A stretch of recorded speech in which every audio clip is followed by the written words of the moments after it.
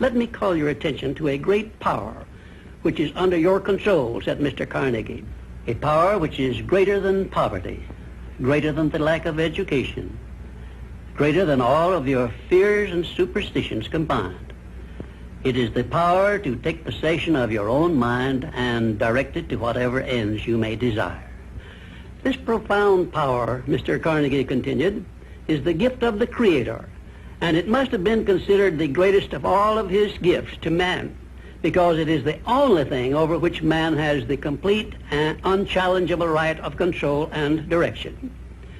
When you speak of your poverty and lack of education, Mr. Carnegie explained, you are simply directing your mind power to attract these undesirable circumstances, because it is true that whatever your mind feeds upon, your mind attracts to you.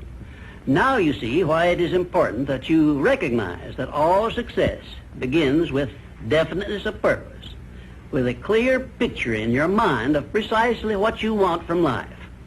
Then Mr. Carnegie continued his speech with a description of a great universal truth which made such an impact upon my mind that I began then and there to give myself a new outlook on life and set up for myself a goal so far above my previous achievements that it shocked my friends and relatives when they heard about it.